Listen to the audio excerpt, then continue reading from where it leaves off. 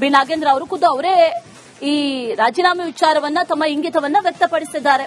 ಸರ್ಕಾರಕ್ಕಾಗ್ಲಿ ಪಕ್ಷಕ್ಕಾಗ್ಲಿ ನನ್ನಿಂದಾಗಿ ಮುಜುಗರ ಉಂಟಾಗೋದು ಬೇಡ ಅನ್ನುವಂತ ಮಾತನ್ನ ಹೇಳಿದ್ದಾರೆ ಅನ್ನುವ ಮಾಹಿತಿ ಇದೆ. ರಾಜೀನಾಮೆಗೆ ನಿರ್ಧಾರವನ್ನ ಮಾಡಿದ್ದಾರೆ ಸಚಿವ ಬಿ ನಾಗೇಂದ್ರ. ನಾಳೆ ರಾಹುಲ್ ಗಾಂಧಿ ಅವರನ್ನ ಭೇಟಿಯಾದ ನಂತರದಲ್ಲಿ ಅಂತಿಮ ನಿರ್ಧಾರ ಆಗುತ್ತೆ.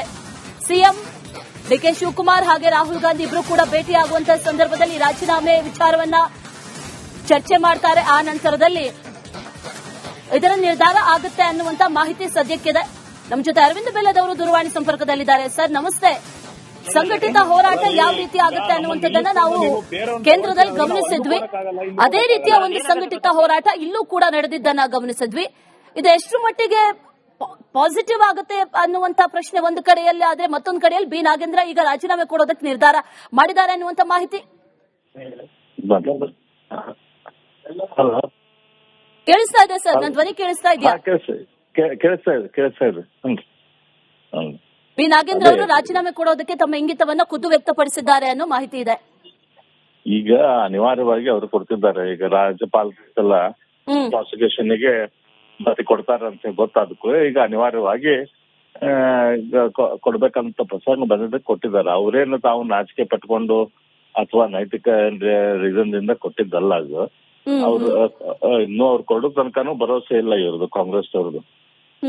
ಅವ್ರು ಕೊಡ್ಲಿ ನಾಗೇಂದ್ರ ಅವರು, ಅವಾಗ ನಾವು ಹೌದಂತೀವಿ. ಆದ್ರೆ ಈಗ ಅವ್ರು ಕೊಡ್ತಾ ಇರೋದು ಏನೋ ಒಂದು ಯಾವ್ದೋ ಒಂದು ಎನ್ಕ್ವೈರಿ ನಡೆದಿದೆ ಅಥವಾ ನಾ ತಪ್ಪು ಮಾಡಿದ್ದೇನೆ ಅನ್ನೋ ರೀಸನ್ಗೆ ಅವ್ರು ಕೊಡ್ತಾ ಇಲ್ಲ.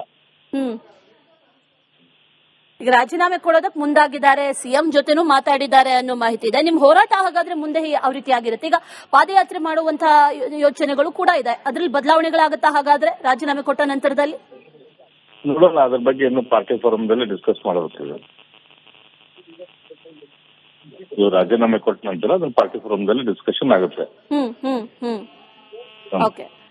ರಾಜೀನಾಮೆ ಕೊಡ್ತಾ ಇರೋದು ಈಗಾಗಲೇ ವಿಪಕ್ಷಗಳು ಸದನದಲ್ಲೂ ಕೂಡ ಮಾತಾಡಿದ್ವು, ಸಾಕಷ್ಟು ವಿಚಾರಗಳಿದ್ವು. ಅದನ್ನ ಹೊರತಾಗಿ ಬಿ ನಾಗೇಂದ್ರ ಅವರು ರಾಜೀನಾಮೆ ಕೊಡ್ಲೇಬೇಕು ಅನ್ನುವಂತ ಸಂಘಟಿತ ಹೋರಾಟ, ಎಲ್ಲೊಂದ್ ಕಡೆ ಸಂಘಟಿತ ಹೋರಾಟ ಇಲ್ಲಿ ಫಲಪ್ರದ ಆಯ್ತು ಅಂತ ಅನ್ಸುತ್ತಾ?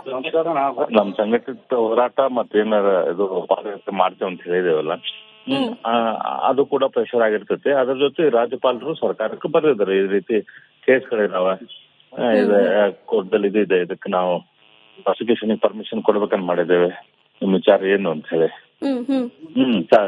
ಸರ್ಕಾರದ ಅಭಿಪ್ರಾಯ ಕೇಳಿದ್ರು. ಸರ್ಕಾರ ಏನೋ ಅಭಿಪ್ರಾಯ ಕೊಟ್ಟರು ಕೂಡ ಕಾರಣ ಪ್ರಕಾರ ಅವ್ರ ಪ್ರಾಸಿಕ್ಯೂಷನ್ಗೆ ಅನುಮತಿ ಕೊಡ್ಲೇಬೇಕಾಗಿತ್ತು. ಹಾಗಾಗಿ ಅವ್ರ ಪ್ರಾಸಿಕ್ಯೂಷನ್ಗೆ ಅನುಮತಿ ಕೊಟ್ರ ತೊಂದರೆ ಆಗುತ್ತೆ ಅವಾಗ ಅಂತ ಹೇಳಿ ಆ ಕಾರಣಕ್ಕಾಗಿ ಮತ್ತೆ ನಾವು ಏನೀಗ ಪಾದಯಾತ್ರೆ ಅನೌನ್ಸ್ ಮಾಡಿದ್ದೇವೆ. ಇವೆರಡು ಕಾರಣಕ್ಕಾಗಿ ಕೃಷಿಯಲ್ಲಿ ಈಗ ಮಾಡ್ತಿದ್ದಾರೆ. ರೈಟ್. ಅದರ ಜೊತೆಲಿ ಸರ್, ಈಗ ಒಂದ್ ವೇಳೆ ಬಿ ನಾಗೇಂದ್ರ ರಾಜೀನಾಮೆಗೆ ಹೈಕಮಾಂಡ್ ನಾಯಕರು ಒಪ್ಪಿಲ್ಲ, ಆಗ ನಿಮ್ಮ ಹೋರಾಟ ಯಾವ ರೀತಿ ಆಗಿರುತ್ತೆ? ಈ ಪಾದಯಾತ್ರೆ ಮುಂದುವರಿಯುತ್ತಾ ಅಥವಾ?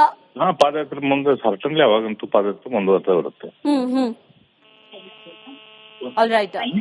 ಓಕೆ, ಧನ್ಯವಾದ ಸರ್ ರಿಪಬ್ಲಿಕ್ ಕನ್ನಡ ಜೊತೆ ಮಾತಾಡಿದ್ದಕ್ಕೆ. ಅರವಿಂದ್ ಬೆಲ್ಲದವರು ಮಾತಾಡ್ತಾ ಹೇಳ್ತಾ ಇದ್ರು, ಇವತ್ತು ಈ ರಾಜೀನಾಮೆ ಕೊಡುವಂತ ವಿಚಾರ ಏನಿದೆ ಅದು ನಮ್ಮ ಸಂಘಟಿತ ಹೋರಾಟದ ಫಲ.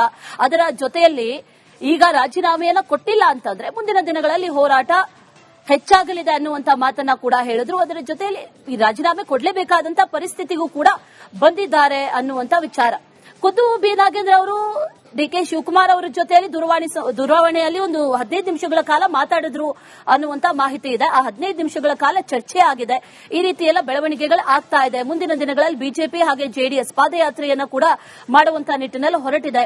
ಪಾದಯಾತ್ರೆ ಮಾಡಿದಂತಹ ಸಂದರ್ಭದಲ್ಲಿ, ಹಿಂದಿನ ಚುನಾವಣೆಯಲ್ಲಿ ನಾವು ಗಮನಿಸಿದಂತಹ ಸಂದರ್ಭದಲ್ಲಿ